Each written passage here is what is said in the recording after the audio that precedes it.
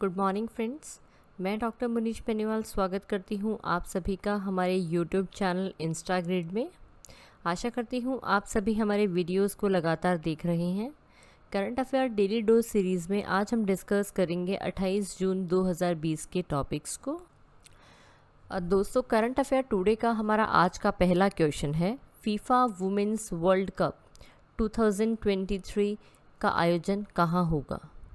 और इसका आंसर है ऑस्ट्रेलिया और न्यूजीलैंड दोनों। तो दोस्तों, फीफा वुमेन्स वर्ल्ड कप 2033 को होस्ट करेंगे ऑस्ट्रेलिया और न्यूजीलैंड, दोनों फेडरेशंस मिलके इस वर्ल्ड कप को ऑर्गेनाइज करेंगे।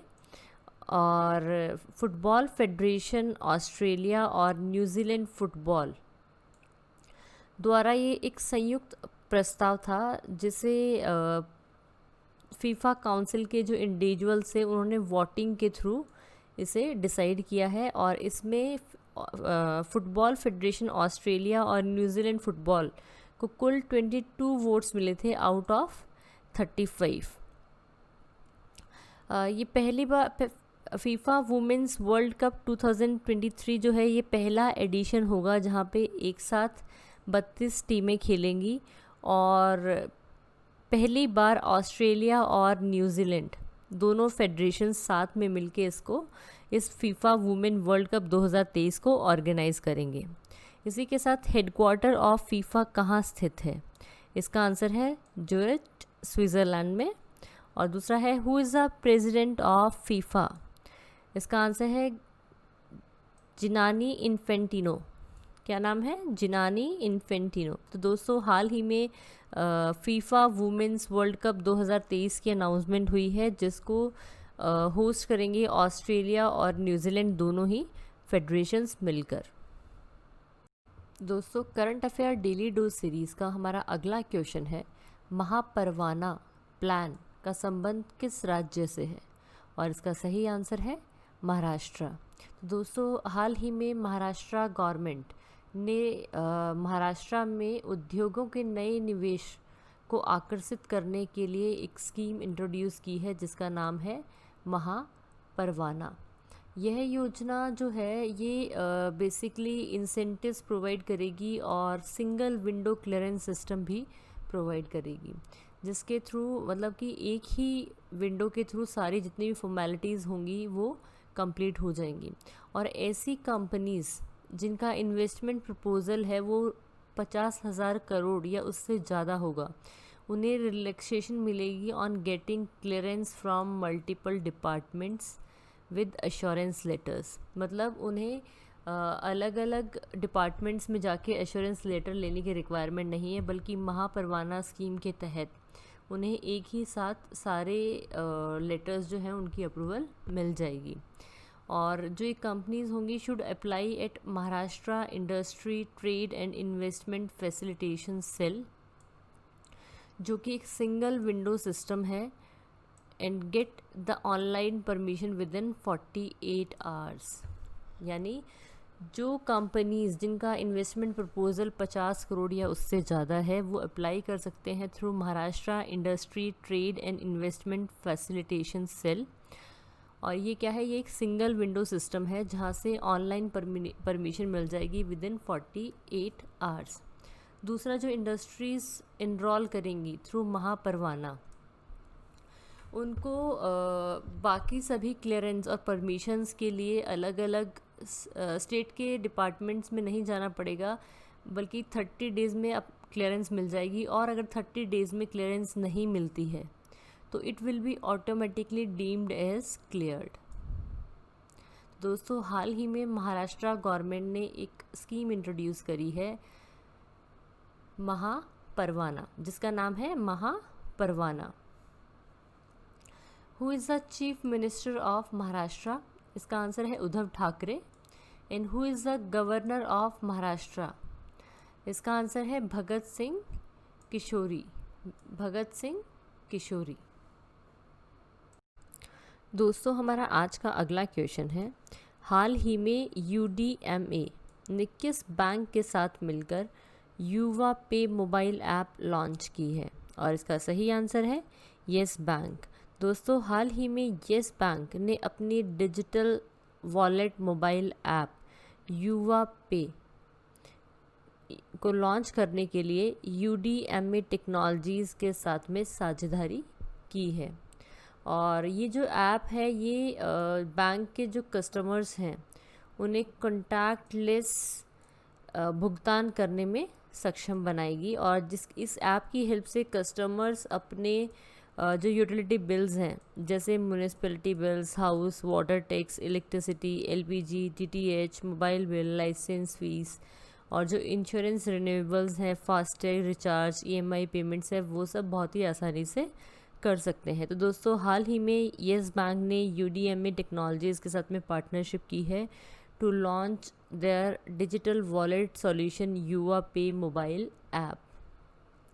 दोस्तों, इसी के साथ येस बैंक का हेडक्वार्टर कहाँ स्थित है? इसका आंसर है मुंबई, महाराष्ट्र में। दूसरा, येस बैंक के MD और CEO कौन है? इसका आंसर है प्रशांत कुमार। नेक्स्ट है येस बैंक की टैगलाइन क्या है? येस बैंक की टैगलाइन है experience your expertise, experience your expertise. दोस्तों, हमारा आज का अगला क्वेश्चन है विजडन इंडिया पोल में किस खिलाड़ी ने सचिन तेंदुलकर को हरा दिया है? किस खिलाड़ी ने सचिन तेंदुलकर को हरा दिया है? और इसका सही आंसर है राहुल द्रविड़। तो दोस्तों, हाल ही में विजडन इंडिया द्वारा किए गए सर्वेक्षण के अनुसार राहुल द्रविड़ जो हैं वो अब तक के सबसे महान इंडियन टेस्ट बैट्समैन बल्लेबाज माना गया है। द्रविड़ ने जो इस सर्वेक्षण द्रविड़ ने सर्वेक्षण में जो अंतिम दौर की जो वोटिंग थी, जो नैरो मार्जिन वोट से फाइनल राउंड के, उनमें 52% वोटों के साथ में इस खिताब को अपने नाम किया है। और जो लास्ट फाइनल राउंड की वोटिंग थी इसमें 11,400 फैंस ने पार्टिसिपेट किया था फॉर वोटिंग। तो दोस्तों, हाल ही में जो विजडन इंडिया ने अपना पोल कंडक्ट किया था, सर्वेक्षण के अनुसार राहुल द्रविड़ जो हैं वो अब तक के सबसे महान भारतीय टेस्ट बल्लेबाज माना गया है। दोस्तों, करंट अफेयर टुडे का हमारा अगला क्वेश्चन है हाल ही में जारी रिपोर्ट्स के अनुसार accounting money in Swiss bank के मामले में भारत का कौन सा स्थान है? हाल ही में जारी रिपोर्ट के अनुसार accounting money in Swiss banks के मामले में भारत का कौन सा स्थान है? और इसका सही आंसर है 77th यानी 77वां स्थान है। दोस्तों, हाल ही में released annual banking statistics 2019 by Swiss National Bank. दोस्तों, according to the latest data released by Swiss National Bank, India जो है वो अपने नागरिकों द्वारा जमा कराए गए धन के मामले में 3 स्टेप्स डाउन हो गया है पहले के मुकाबले और अभी 77th रैंक पर पहुंच गया है। हालांकि कई पड़ोसी राज्य इंडिया से नीचे आ रहे हैं इस रैंकिंग सूची में, जैसे पाकिस्तान जो है उसका रैंक है 99th, बांग्लादेश 85th पे है, नेपाल 118 पे है, श्रीलंका 148th, म्यांमार 186, भूटान 196 पे। पर दोस्तों, इसी के साथ जो एनुअल बैंकिंग स्टैटिस्टिक्स 2019 जिसे रिलीज़ किया है स्विस नेशनल बैंक में, उसमें सबसे ऊपर टॉप पे है, फर्स्ट पोजीशन पे है UK यूनाइटेड किंगडम्स, दूसरे स्थान पर है US और तीसरे स्थान पर है वेस्ट इंडीज़ और इंडिया का जो है वो कौन सा रैंक है? 77th रैंक है। और इसी के साथ में जो स्विस नेशनल बैंक है उसका हेडक्वार्टर ज्यूरिच स्विट्ज़रलैंड में स्थित है और स्विस नेशनल बैंक के चेयरमैन का नाम है थॉमस जॉर्डन। क्या नाम है? Thomas Jordan. दोस्तों, हमारा आज का अगला क्वेश्चन है एट 1 क्लिक इनिशिएटिव का संबंध किस राज्य से है? एट वन क्लिक इनिशिएटिव का संबंध किस राज्य से है? और इसका सही आंसर है गुजरात। दोस्तों, हाल ही में गुजरात गवर्नमेंट ने 26 जून 2020 को एक इनिशिएटिव लॉन्च किया है जिसका for micro small and medium enterprises and bigger industries units, जिसमें टेक्सटाइल इंडस्ट्रीज़ भी इंक्लूडेड हैं। जो और इस इनिशिएटिव को नाम दिया गया है एट वन क्लिक। इस इनिशिएटिव को लॉन्च किया है chief minister of Gujarat Vijay Rupani ने। और दोस्तों, जो ये इनिशिएटिव शुरू किया है एट वन क्लिक, बेसिकली इसे शुरू किया है जो भी कोविड-19 पेंडेमिक की जो क्राइसिस हैं उससे ये जितने भी माइक्रो स्मॉल मीडियम एंटरप्राइजेज या जितनी बिगर इंडस्ट्रीज हैं उन सभी को उभारने के लिए ये जो है एक ऑनलाइन एड इनिशिएटिव है जिसके थ्रू गुजरात गवर्नमेंट ने कमिट किया है 1369 करोड़ रुपए का financial assistant for MSME, micro small and medium enterprises and bigger industries. तो दोस्तों, हाल ही में गुजरात गवर्नमेंट ने एक online cash aid initiative launch किया है जिसका नाम है एट वन क्लिक। दोस्तों, हमारा आज का अगला क्वेश्चन है, हाल ही में स्क्वाड्रन लीडर परवेज जमाज जी का निधन हो गया है। भारत सरकार ने उनको किस सम्मान से सम्मानित किया हुआ है? और इसका आंसर है वीर चक्र। दोस्तों, वीर चक्र से सम्मानित स्क्वाड्रन लीडर परवेज जमाज जी का हाल ही में निधन हो गया है और ही वॉज कमीशन इन 1965 और उनकी रिटायरमेंट जो है वो 1985 में हुई थी। उन्होंने 1971 में भारत पाकिस्तान का जो युद्ध हुआ था उसके दौरान पराक्रम के साथ वीरता के लिए वीर चक्र से सम्मानित किया गया था। और जो ये ऑपरेशन था इंडो पाकिस्तान वॉर का, ये दिसंबर 1971 में हुआ था जिसमें लेफ्टिनेंट परवेज जमाज जी जो है वो एक हेलीकॉप्टर यूनिट इकाई को उड़ा रहे थे जिस पर उनके हेलीकॉप्टर पर 2 बार अटैक हुआ था बाय मशीन गन और 2 बार हुआ था बाय मोटर्स, पर उन्होंने अपने अद्भुत शौर्य और चतुराई का प्रदर्शन देते हुए अपने हेलीकॉप्टर के साथ वापस इंडिया आए थे। दोस्तों, हाल ही में वीर चक्र से सम्मानित स्क्वाड्रन लीडर परवेज जमाज जी का निधन हो गया है और इन्हें भारत सरकार ने वीर चक्र से सम्मानित किया था। दोस्तों, करंट अफेयर टुडे का हमारा अगला क्वेश्चन है, डिफेंस कॉन्क्लेव 2020 गुजरात का उद्घाटन किसने किया था? डिफेंस कॉन्क्लेव 2020 गुजरात का उद्घाटन किसने किया है? और इसका सही आंसर है श्रीपद नायक। दोस्तों, हाल ही में ऑर्गेनाइज्ड डिफेंस कॉन्क्लेव 2020 गुजरात का जो इनॉग्रेशन था वो रक्षा राज्य मंत्री श्री श्रीपद नायक ने किया था। डिफेंस कॉन्क्लेव 2020 गुजरात जो हुई थी वो 2 दिन की डिजिटल कॉन्फ्रेंस थी on the defence and aerospace manufacturing sector.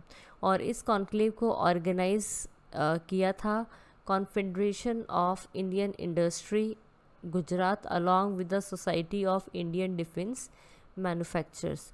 और ये जो डिफेंस कॉन्क्लेव 2020 जो कि गुजरात में हुई थी, इसका मेन एम था to bring together high level government representatives to exchange their ideas and share their viewpoints and knowledge regarding the critical defense offset policies, sector analysis, and review choices of technologies presently available globally for the manufacturing and production of defense system। दोस्तों, हाल ही में organised defence conclave 2020 जो कि गुजरात में हुई थी, इसको इनॉग्रेट किया था रक्षा राज्य मंत्री श्रीपद नायक ने। दोस्तों, current affair daily dose series का हमारा अगला क्वेश्चन है, micro small and medium enterprises day किस दिन मनाया जाता है? और इसका सही आंसर है 27 जून। दोस्तों हर साल ऑल ओवर द वर्ल्ड 27 जून को micro small and medium enterprises day celebrate किया जाता है। और इस दिन की शुरुआत वो 2017 से हुई थी। और इस दिन को यूनाइटेड नेशंस ने अनाउंस किया था for celebration to raise public awareness for their contribution to sustainable development and global economy. और दोस्तों यूनाइटेड नेशंस जनरल असेंबली ने 6 अप्रैल 2017 को अपनी आयोजित 74 प्लेनरी मीटिंग में micro small and medium enterprises day को सेलिब्रेट करने की जो घोषणा थी वो की थी। International society for small medium enterprises headquarters कहाँ स्थित है? इसका आंसर है न्यू दिल्ली। तो दोस्तों हर साल 27 जून को micro small and medium sized enterprises day celebrate किया जाता है। मेरी वीडियो को ध्यान से सुनने के लिए धन्यवाद दोस्तों। आशा करती हूँ आप सभी को मेरा वीडियो इन्फॉर्मेटिव लगा होगा। अगर आप मुझे कोई सुझाव देना चाहते हैं तो उसे कमेंट बॉक्स में कमेंट करें। और अगर अभी तक आपने मेरा चैनल सब्सक्राइब नहीं किया है तो इसे सब्सक्राइब ज़रूर करें। Thank you.